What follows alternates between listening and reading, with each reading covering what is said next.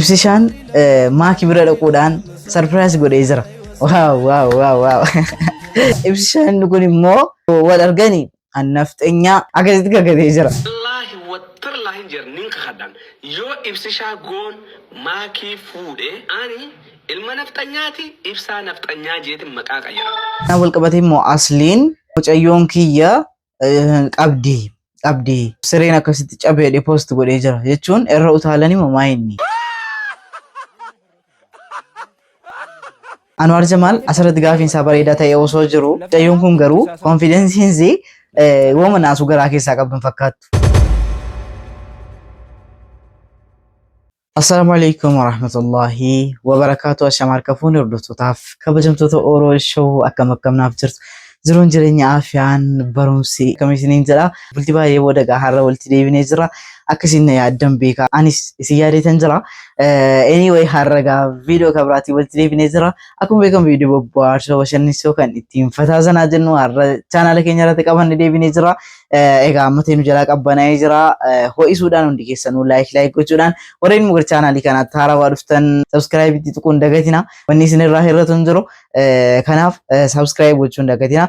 40 seenuudhaaf nama 15 qofannoo haftee akkuma ilaaltanu nama 15 qofannoo haftee ati gootee innis godhee silaagaa 40 jenna. Ana booddee immoo amma ta'e ijoollee Oromoo gargaaruudhaaf yaada qaba. Givaawee garaagaraan jennee galla waan jennu amma ta'e hordoftootas baay'ifannee jirra. Dhageettii argannee jira jechaadha. Kanaaf wanti yaade asirratti keessattuu ijoolleen biyya Arabaa jirtan ijoollee rakkina keessa jiran baay'eetu jiru. Kanaaf viidiyoo garaagaraa hojjechuudhaan kan gochuu yaade ijoollee rakkina garaagaraa qabdan jechaadha. Waan nu uummata kana mari'achiifnee deebii isaa isiniif laatu yookaan immoo waan qophaa keessan keessootti gubattanii rakkattan waan garaagaraa keessoodhaan naaf ergitu. Ani immoo miidiyaa kanaatiin poost isiniif godha. Kanaaf ijoollee rakkina garaagaraa akka abbaatti himattan dhabdanii yookaan immoo wanti tokko isin cinqee rakkattanii jirtan jechaadha. Waan akkasii nutti himuudhaan gara hordoftoota keenyaatti dhiyeessine wajjin marii goone yaada qabanus akka irratti kennanu yaada kana ijoollee tokko naa kaasanii. Kanaaf waan akkasiitiin ijoollee rakkatanii jiran ijoollee biyya Arabaa jiran yeroo baay'ee ijoolleen biyya keessa jiran illee rakkatanu. Kanaaf rakkina isaanii garaagaraa ijoolleen maallaqa isaanii dhaban ijoolleen hedduun kan biyyatti mana ijaaranii dhaban baay'eetu jiru. Kana irratti rakkina qabdan namni seenaa addaa qabdan namni seenaa addaa yookaan immoo waan isin cinqaaru adda kan ta'e qabdan jechaadha. Feesbuukaan, teelegiraamiidhaan, iimoodhaan waan jiruun asirraan naan dubbachuu dandeessu yookaan natti ibsuu dandeessu. Ani immoo gara sooshaal miidiyaa kanarratti isiniif poost godhee yaade. Egaa kanarratti yaada keessan maal jettu? Wanta akkasii atu eegalame hoo? Mimee yaada keessan koomentii jala naaf kaa'uun dagatina. Baga soomana immoo nagaan fixxan, baga nagaan xumurtan. Eid mubaarak yoo guyyaa tokko darbellee eid mubaarak isiniin jedheera. Gara viidiyoo. الصلاة والسلام عليه الصلاة والسلام عليه سيدي رسول جال الله حبيبي زين الكاملة الصلاة والسلام عليه الصلاة والسلام عليه سيدي رسول جال الله حبيبي زين الكاملة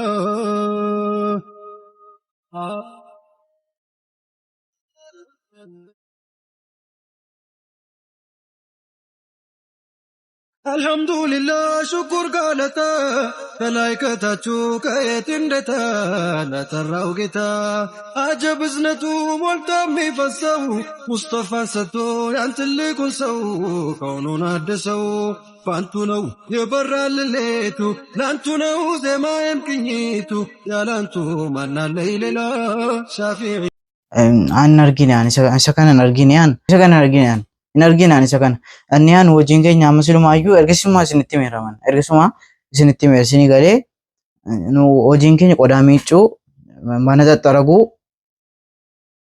biddeena tolchuu akkas isini galee qaata akkas ta'ee kan biraa immoo uumama jiru nutti himaa dubartoonni uumama jiru. Keessa ala ke rabbi si haa bareechu suusuuko nama jannataa rabbi si haa godhu. Situ amilee bona jabsa. Amileen koo cabu lamoo amilee keessa hin cabsu. Rabbiin akkanatti si bareeche bismillaahi rahmaani rahiim. Duniyaa kiraa kee rabbiin ha bareechu. Rabbi si haa mararfatu. Keerii isaa hunda rabbi siif haa kennu. Barakaa Ramadaan kanaa hunda rabbiin si haa argachiisu. Amiin. Giiftii koo duniyaa akiraa kee rabbi siif haa tolchu. Fitinaa duniyaa akiraa rabbi sin agarsiisin. Cinqii duniyaa akiraa rabbi sin agarsiisin. Amiin yaa rabbal aalamiin. Tattaafattuu gennootaa malee inaaftuu gennootaa rabbi sin godhin. Qanani duniyaa akiraa qanani. Bismillaahi. Amiin yaa rabbal aalamiin. Sinaa qajeelchee anasii qajeelchee lama taanee ciifnee sadii taanee ka'u rabbi nu haa uffatu. Bismillaahi rahmaani rahiim. Daabboo wal gaafachuu dhagaila Atiiti kawaa ikanaatiiti atiiti useeti fidiin. akka maammadoo akka faaqee daabboo wal gaafachuu wal cannaquu miti. Halaalaa rabbi walitti nu haa fidu.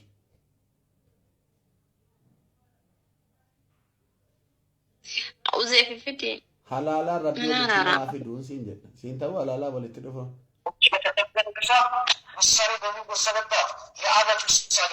Amiin Allahumma salli. Ansilumaa viidiyoo kana kan isiniif fide halaala seetan yaan halaala seetan aamin jedhaafi ture amma ammoo dhiifnu asta rabbi halaala walitti isina fiduu garuu waan hin taane waa'ee isa nyaatamu maannoo isa waa'ee maqaasaa asirratti fiduun qabdanuu dhiisaa egaa ibsishaadhaaf maakiin wal arganii jiru ibsishaan kaayiroo deemeera. Kaayiroo deemee makii argate sarpiraayis godheenii jira. Kanaan dura immoo ibsaan ani yoo jarri makiidhaaf ibsishaan wal arganii jedhan ana nafxanyaa nama taa'e dheera ni dhaggeeffadha dura. Oromoon gaafa nama qabe kan nama dhiisu. Wallaahi wattir laahin jer ninka kadhan yoo ibsishaa goon maakii fuudhee ani ilma nafxanyaati ibsaa nafxanyaa jeetin maqaa qayyara. Dama fuudhu jechuun galaan akka Hamzaa fi Ashittii san gartee walmaddii dhufanii ni kaa qilleensa taraa kana sin amanan walmaddii dhufanii yoo walmaddii gartan haguma wallaahi Idris ijabanaa. Kunoo gaa jechuun inni garuu ni kaa jedhee garuu wal arganii jiru. Oromoon nama dhiiftu viidiyoo akkasii lafa kaawwattee kunoo gaa rabbina jaanuu baasu. Kunoo akkasitti sarpiraayis godheenii jira laalaa. جمال العالم صلى الله عليه وسلم جمال العالم صلى الله عليه وسلم أرحب نبي أرحب قرتي أرحب وتتي Anyway akkasitti wal arganii jiru viidiyoo tokko laalaa.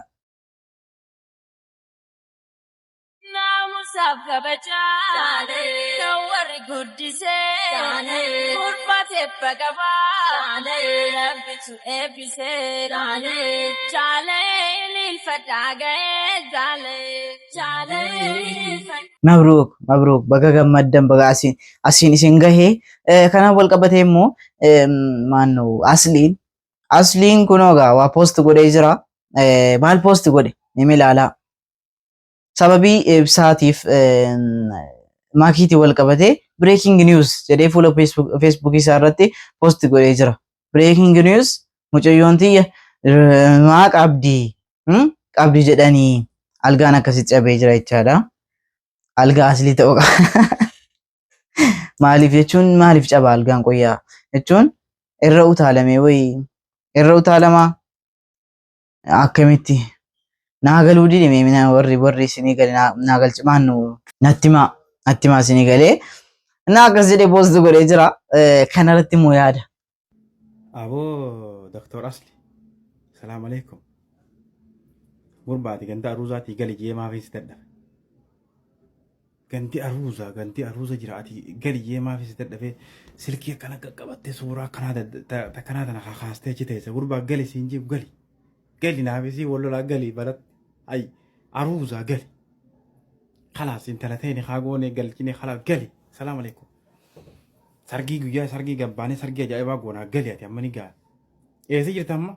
dhufee si fuudha yoo galuuf gali dafi meeqoo irratti dawwala hay si fuudha aboo gali dafi amma bilbila aslii tan qabamee si jira aboo dhufee si fuudha beeki doktor yoo galuu baatte aruuza gali siree cabee maal jettee siree akkanaa tana gisee poostii gootu maali gali dafi teessee siree namaan eegini diye ijoollee teenya baga walitti dhuftanii baga nagaa wanni si yaaddan isin milkooyte ammallee warra jabaatee bakka ga'u rabbi sinaa godhu bal'inaa wal agarra inshaallah qaamaanuu ibsaanii dhufee asuma bira jiraa gana akka ajaa'ibaa wal agarra salaamu alaikum warahmatullahi wabarakatuh. Egaa akkasi kaasanii galee akkas ijoolleen keenya wal arganii jiranii kana fakkaata.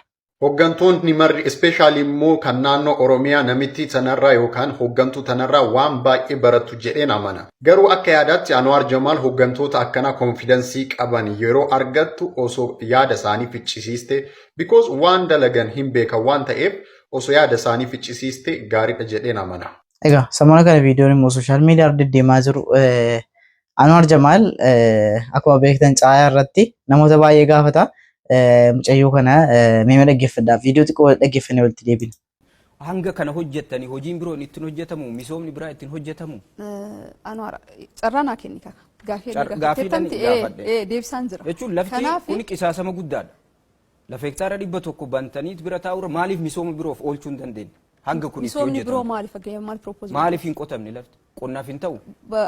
Qonnaan bulaa irra tureemi? Namoota keenyarraa qonnaan bultoota keenyarraa kan irratti qotanirraa fiddee ati gaafa qonna qottu akka korporeeshiniitti lafa taa'urra galteen sun bar oomishni sun hin fayyada biyya kana. Lafti suni baay'ee nan qota sodoo jette odoo piraaktikaali dhaqxee argite akkuma isaan jedhan lafa baay'inaan baargamoowwan irra jiran kan qonnaafis mijataa miti. Baargamoo eenyutu irraa gurgurataa? Baargamoo fakkeenyaaf filmatu gurgure. Maaf gurgurree duratti kan inni jedhe isa wajjin wal qabata. Piroomooshinii barreen gaddaa dhaqnee waan hojjenneef. Baargamoo miiliyoona 9tti gurgurtan. Baargamoo gurguruu miti keenya kaayoo. Lakki gurgurtanii mi? Gurgurre. Kan gurgurre garuu miliyoonni 9 kun amma waan misoomsu achitti. Na dhagaye ila. Baargamoo kan gurgurre kaayyoon korporeeshinii keenya baargamoo gurguruu waan ta'eef miti. Garuu gurguraa jirtu. Gurguraa jirtu miti. Kan gurgurre yookiin kan irraa kaasuuf barbaanne duratti siif hin kaasa. Namoonni 45 kun galmaa'an dhaqnee piroomooshinii hojjenne. Kanaaf amma kan yaadati jirru fakkeenyaaf dursa barreen gaddaa dhayuu lafa kana dabarsuu dandeenya ture. Kan hin dabarsineef maaliif? Gatii lafa duwwaa hin baasne korporeeshiniin keenya. Korporeeshiniin keenya gatiin harkaa qabnu amma liistiin fakkeenyaaf kaaree meetiriin tokko lafti hagana hektaarri tokko hagana kan jennu lafa developed land jedhamu yookiin lafa akka bulbulaa kana lafa bu'uuraalee misoomaa qaban akka indastrii paarkiitti kan beekamu malee lafa qabeenyaa kanaaf yoo dabarsitan isaantu bu'uuraalee misoomaa itti guutamu isintu itti guutu akkasii miti fakkeenyaaf bu'uuraalee misoomaa ijoo ta'an itti guuta kan akka bishaanii kan akka ibsaa yoom guutuuf guutuudhaaf hojjechaa jirra amma fakkeenyaaf bara kana fakkeenyaaf karoorri ni qabannee jirru keessa tokko bishaanii fi atleast ibsaa asitti galchuudha. Bara kana. Eeyyee bara kana. Yoom ji'a kam?